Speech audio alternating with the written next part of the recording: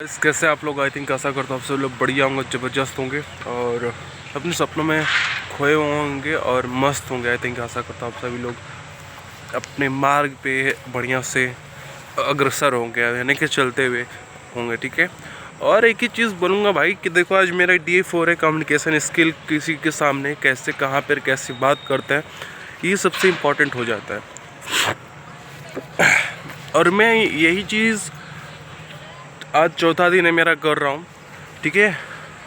तो एक ही चीज़ देखो, मैं कल की वीडियो में बोला था कि आज क्रिकेट के बारे में बात होगी। तो भाई क्रिकेट की जर्नी मेरी बहुत ही स्ट्रगल भरी है और आगे ही बताऊंगा इस वीडियो में कि इन फ्यूचर कहाँ पे रहूँगा, क्या करूँगा, सारी चीज़ इस वीडियो के माध्यम से मैं आपको बताऊँगा।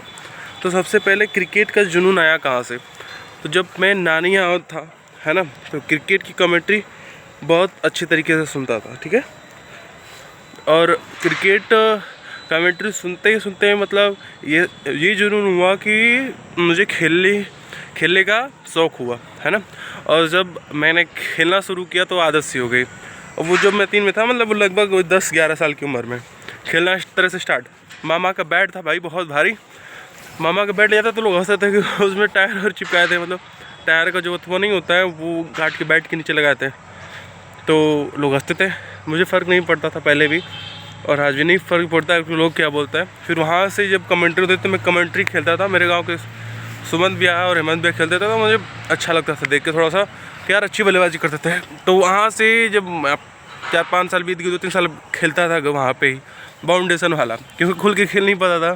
तो मुझे अपनी क्षमता का नहीं पता चल सका कि यार मेरी क्षमता क्या, मैं किस प्रकार से खेल सकता हूँ। जब अपने घर पे आया और घर पे जब मैंने खेलना शुरू किया तो मेरे पहले को भाई जहाँ पे भी खेलने जाता था लोग मुझे भगा देते थे, यार तुम्हें खेलने नहीं जाता था, क्या डिस्टर्ब करने आ जाते हो हमारी, जो हम खेलने तो बड़े खेल रहे हैं, छोटे नहीं खेलते। तो वहाँ से भाग, हट भाग यहाँ से। तो वैसे ही मतलब भगाया गया उस तरीके से 1-2 बार। तो वो चीज़ मेरे को बहुत बुरी लगी मेरी लाइफ पे।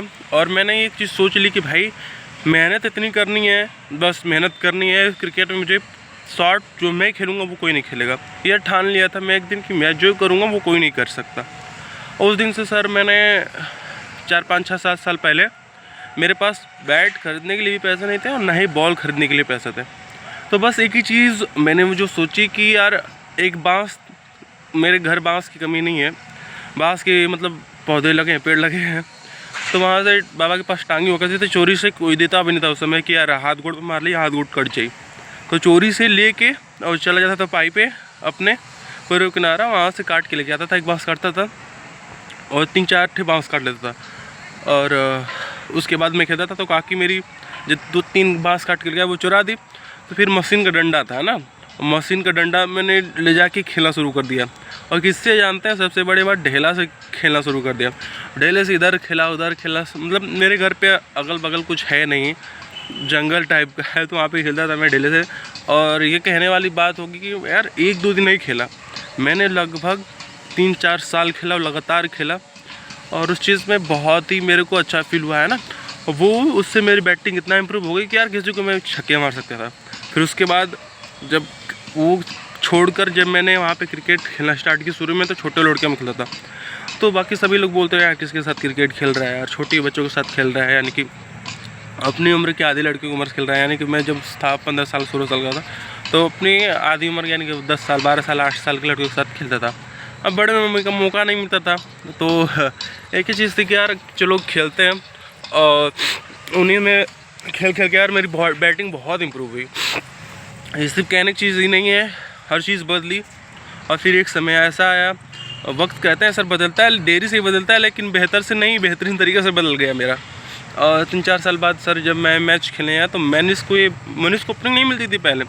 जब 15-16 साल का हुआ मैं, तो मेरे को ओपनिंग नहीं मिला करती थी। और उसके बाद एक बैक चेंज ऐसा आया कि पूछिए मत भाई।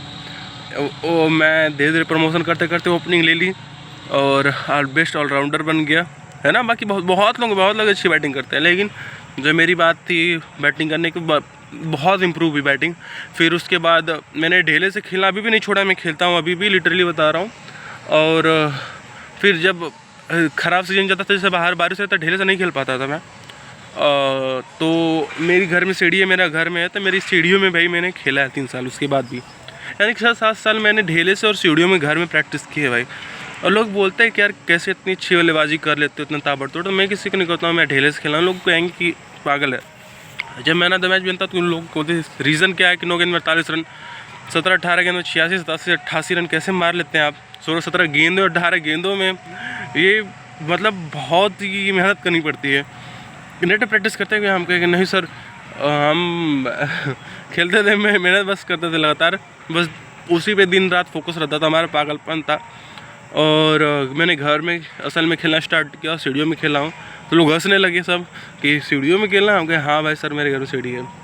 तो वो सब ने हंसना शुरू किया, लेकिन बाद में सब सीरियस हो गए कि नहीं यार सही बात है। जब जानकारी पता लगी क्या स्टूडियो में खेलता है, वो घंटे घंटे भर सीढ़ी में रहता, पसीने से नहाता है, तो मतलब सब लोग ये समझे कि यार मेरे घर ऐसी सीढ़ी में भी खेल सकता गया भाई।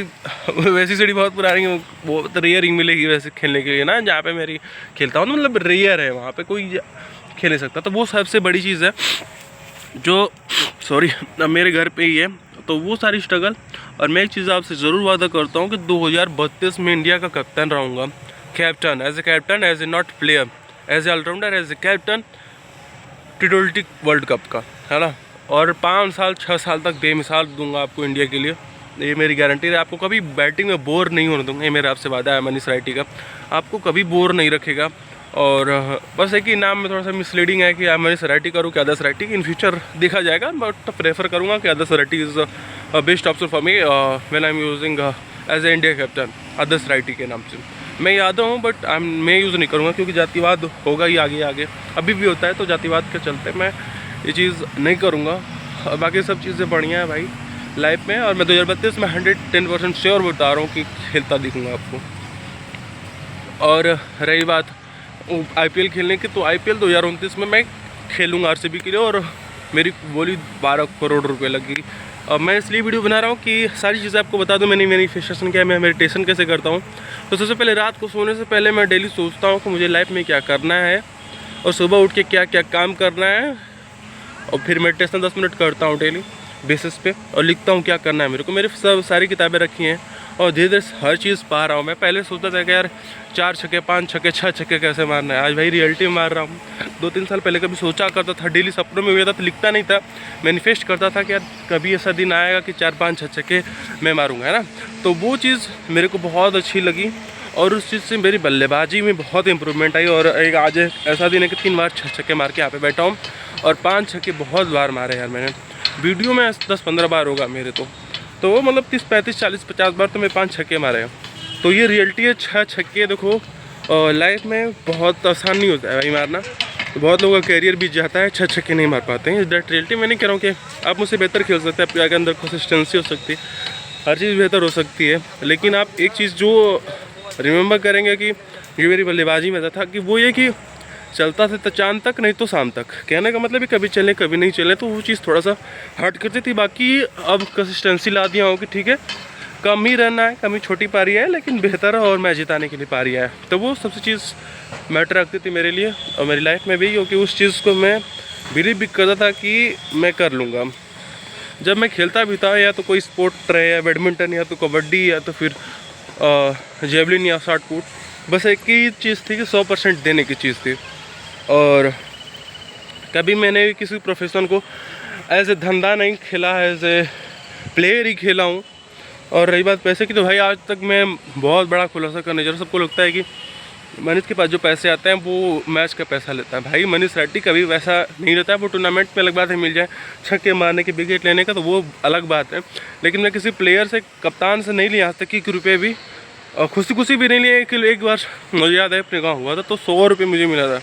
खुशी में वो भी नहीं ले रहा था, ताना मार दिया था, अरे कर बाबा से पेंशन पहुँचता हूँ, मतलब उस तरह का नहीं कर सका। तो मुझे 100 रुपये वो था, मेरे को बहुत खला भाई, उसको आज भी याद रखता हूँ। तो वो बदलना है कि यार बताऊँगा कि हाँ पैसे की कीमत क्या होती है तुम्हें, और पैसे इसे नहीं मिलते।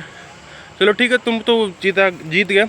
मैं 3 मैच में अच्छा खेला था, मैंने तो मैच का पूरा हकदार था, विकेट से भी फील्डिंग से भी। लेकिन मैंने भी कहा नहीं उनको, मैंने 4-5-6 हज़ार रुपये जीता, 100 रुपये दिए, खुशी से दिए, उससे भी ताना मार दिया। तो मैं सोचा कि एक बस को मुँह पे मार दूँ, लेकिन कहना गाँव घर में रहना तो ये सारी चीज़ें करना व्यर्थ है। मैं नहीं की क्योंकि उनकी रिस्पेक्ट करता हूँ, क्योंकि बचपन से उन्हीं को देखते खेलता आ रहा हूँ, तो मुझे ऐसा लगा कि बुरा लग जाएगा एक चीज़ के लिए, रिश्ते ख़राब हो सकते हैं, तो मैंने नहीं किया। समझदारी की वहाँ पे समझदारी बरती। बाकी देखो क्या होता है ना कि इंसान को चीज़ें याद रहता है। ठीक है, मैं नाराज़ हो सकता हूँ आपकी बातों से, हो सकता हूँ मैं आपसे नाराज़ नहीं हूँ, आपकी कोई बातों से नाराज़ हो सकता हूँ, आपसे मैं नाराज़ नहीं हो सकता हूँ। ये बातें मेरे से भी लोग नाराज़ होंगे, स्वाभाविक सी बात है, इंसान लाइफ में गलती है, लेकिन एहसास ना हो तो वो थोड़ा सा हर्ट होता है कि यार इसको गलती भी बोल भी दिया ऐसे वैसे और इसको एहसास भी नहीं हो, तो वो सबसे बड़ी कमी लगती है मुझे। बाकी यार रखते हैं यार, है ना। बहुत लंबी इस चीज़ में क्रिकेट में कहानी प्रथा है सुनने के लिए। सर बायोग्राफी मेरी रिलीज़ होगी, है ना, बहुत जल्द तो नहीं, मुझे जाने के बाद इस दुनिया से, जब मैं नहीं रहूँगा, मेरे साथ कोई नहीं रहेगा, तो बायोग्राफी की रिलीज़ होगी। मैं शूटिंग 5-10 साल बाद चालू कर दूँगा उसकी। अब बिल्कुल वो सारी वास्तविकता दिखाई जाएंगे, वो स्ट्रगल की कहानी, वो टूर्नामेंट में क्या माइंडसेट था, जो कैसे भगाया गया, कैसे क्या किया गया, और मैं जहाँ पे मामा तक गया, मतलब सारी चीज़ें मतलब आपको 100% उस कहानी में देखने को मिलेगी। साथ जो वीडियो मेरी देख रहे हैं वो भी लोग ना रहे हैं, और ये इतना है, लेकिन जो देखेगा इन फ्यूचर वो मूवी बहुत अच्छी होगी यार, है ना। वेट करिएगा, 50 साल लगेंगे उस मूवी को।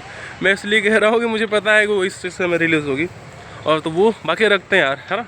बाकी थैंक यू सो मच देखने के लिए। मुझे पता है कौन देखेगा, क्योंकि बायोग्राफी की देखी नहीं थी मैं, एक सारी कहानी इसलिए बना रहा हूँ कि हाँ, मुझे याद तो हमेशा रहता है, 10 साल से 15 साल से याद ही है, बट इसको मैं इम्प्रूव करने के लिए बाकी कर रहा हूँ। ठीक है, रखते हैं, थैंक यू सो मच।